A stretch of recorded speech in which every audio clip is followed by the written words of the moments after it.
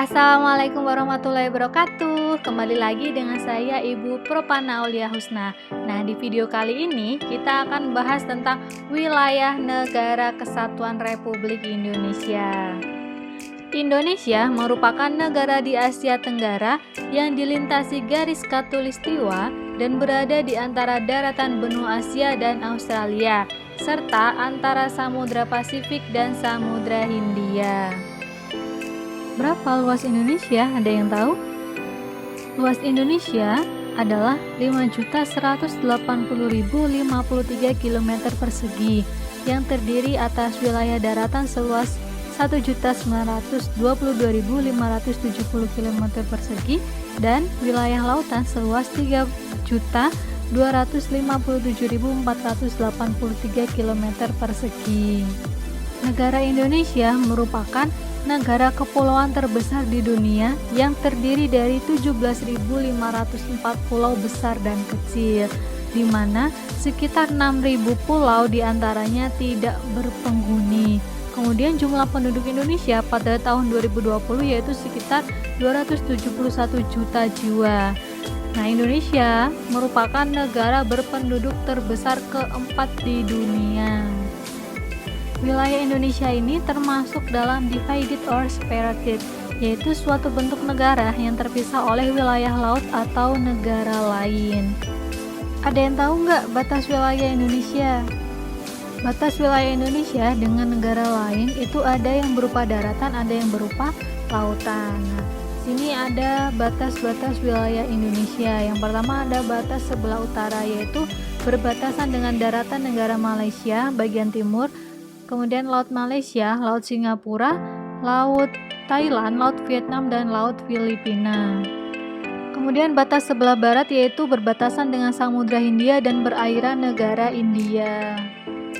Batas sebelah timur yaitu berbatasan dengan daratan negara Papua Nugini dan perairan Samudra Pasifik. Kemudian batas sebelah selatan yaitu berbatasan dengan darat Timor Leste, kemudian perairan Australia dan Samudra Hindia. Nah, perbatasan antara negara itu dapat berupa batas secara alamiah, bisa berupa gunung atau mungkin sungai, laut, atau bisa juga berupa batas buatan, misalkan gapura atau sebagainya tergantung dari masing-masing negara. Edo Kondologit mengatakan, "Tanah kami tanah kaya, kami berenang di atas minyak, tidur di atas emas." Kalian merasa nggak kalau Indonesia ini adalah negara yang sangat kaya sumber daya alam?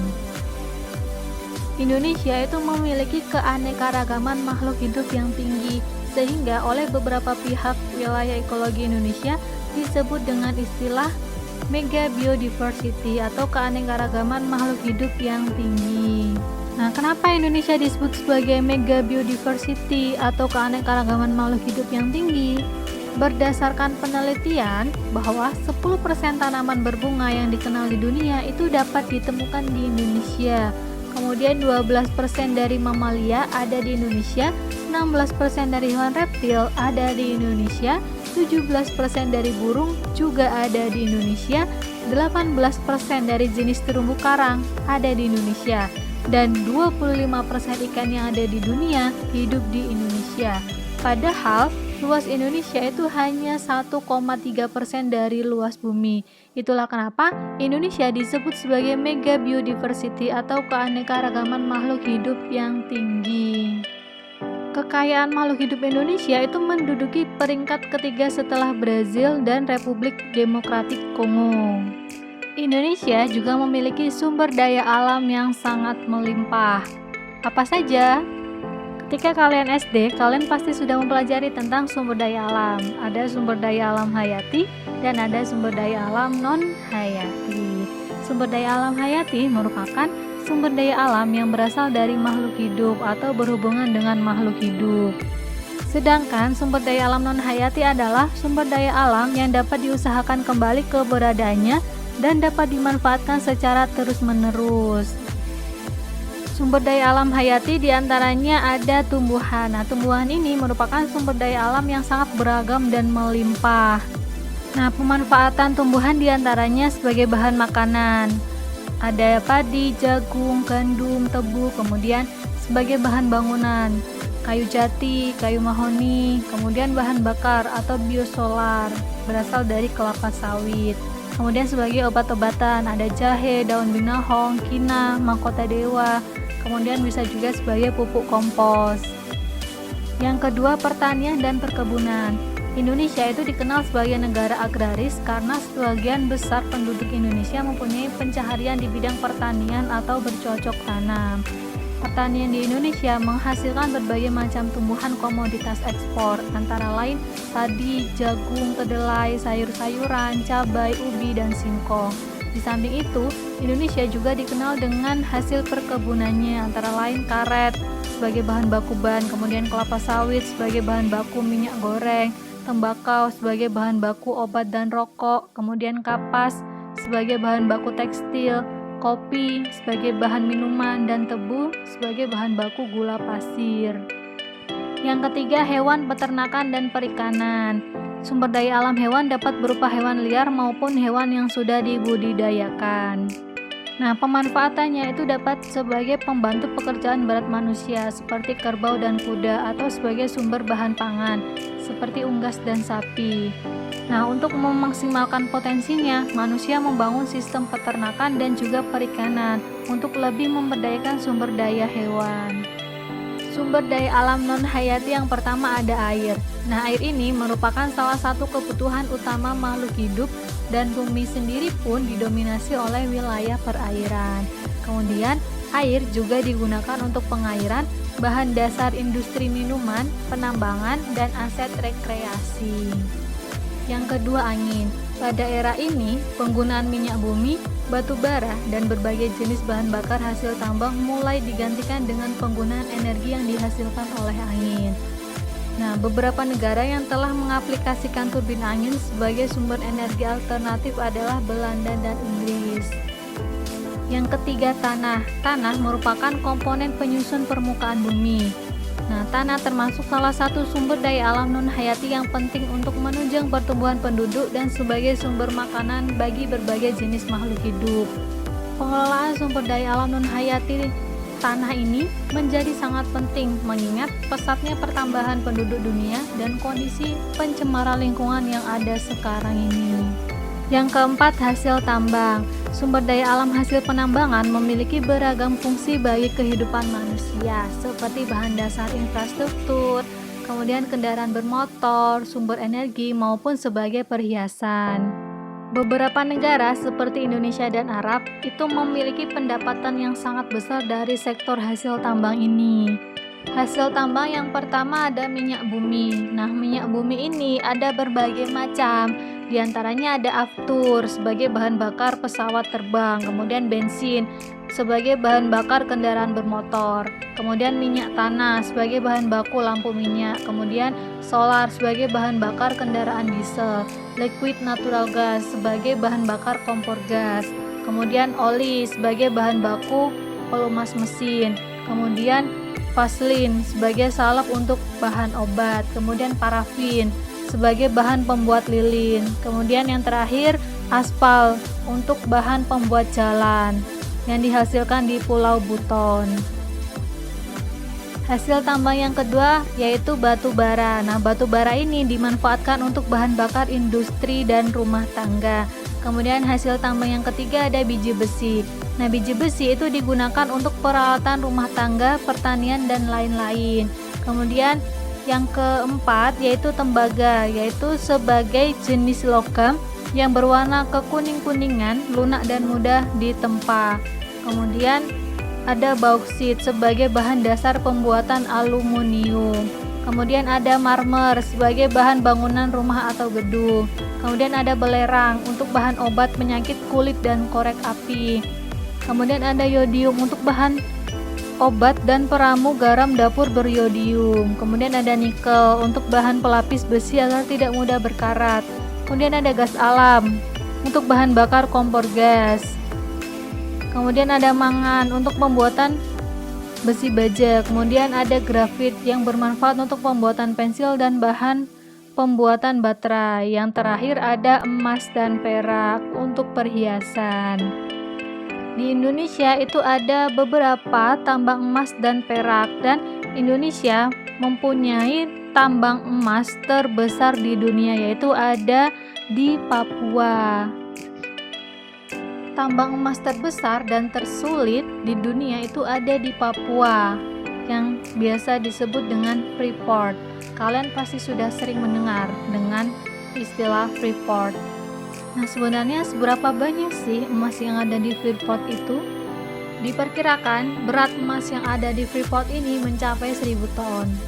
Nah, di Freeport ini bukan hanya ada emas saja, tetapi ada juga tembaga dan perak yang diperkirakan nilainya itu mencapai 2.400 triliun rupiah.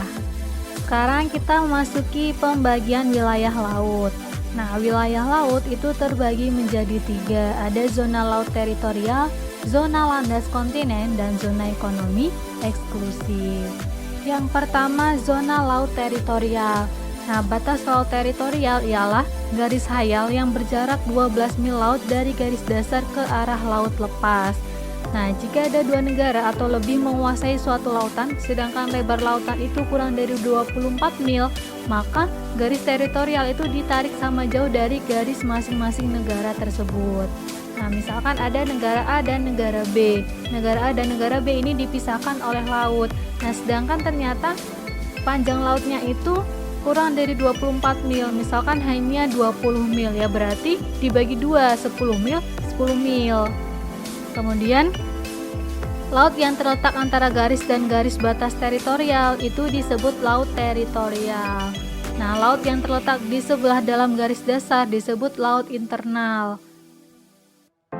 Nah, sebuah negara itu mempunyai hak kedaulatan sepenuhnya sampai batas laut teritorial, tetapi mempunyai kewajiban menyediakan alur pelayaran lintas damai baik di atas maupun di bawah permukaan laut. Nah, menghitung 12 milnya itu dari ujung pantai. Nah, biasanya kan batas dengan laut itu kan berupa pantai. Nah, dihitungnya itu dari ujung pantai ketika pantai dalam keadaan surut. Yang kedua, zona landas kontinen. Nah, landas kontinen ialah dasar laut yang secara geologis maupun morfologi merupakan lanjutan dari sebuah kontinen atau benua. Kedalaman lautnya itu kurang dari 150 meter. Indonesia itu terletak pada 2 buah landasan kontinen, yaitu landasan kontinen Asia dan landasan kontinen Australia. Nah, adapun batas landas kontinen tersebut diukur dari garis dasar, yaitu paling jauh 200 mil laut.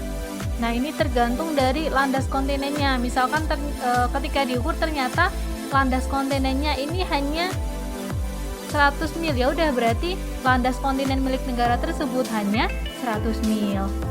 Kemudian jika ada 2 negara atau lebih menguasai lautan di atas landas kontinen, maka batas negara tersebut ditarik sama jauh dari garis dasar masing-masing negara.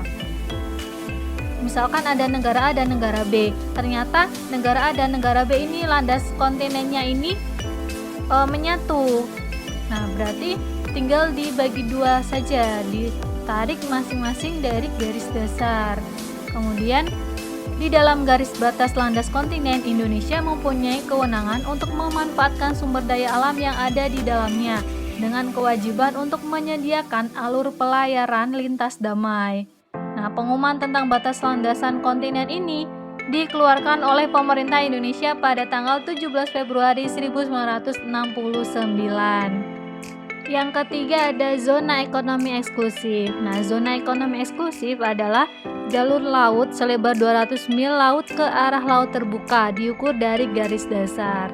Nah, di dalam zona ekonomi eksklusif ini, Indonesia mendapat kesempatan pertama dalam memanfaatkan sumber daya laut. Nah, jika ada 2 negara yang bertetangga saling tumpang tindih, maka ditetapkan garis-garis yang menghubungkan titik yang sama jauhnya dari garis dasar kedua negara itu sebagai batasnya.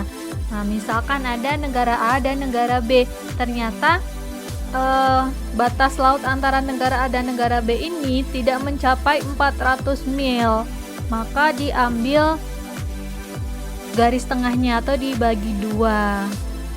Pada zona ekonomi eksklusif ini, Indonesia memiliki hak untuk melakukan eksplorasi, eksploitasi, pengelolaan, dan konservasi sumber daya alam. Kemudian berhak melakukan penelitian, perlindungan, dan pelestarian laut. Kemudian mengizinkan pelayaran internasional melalui wilayah ini dan memasang berbagai sarana perhubungan laut. Di sini ada sebuah gambar. Nah, laut teritorial itu yang paling dekat dengan ujung dari suatu negara. Laut teritorial itu panjangnya 12 mil laut diukur dari garis dasar. Kemudian yang kedua tadi ada zona landas kontinen. Nah, landas kontinen itu kan tadi merupakan lanjutan dari sebuah benua, itu yang di bawah. Dia lanjutan dari sebuah benua atau lanjutan dari pulaunya.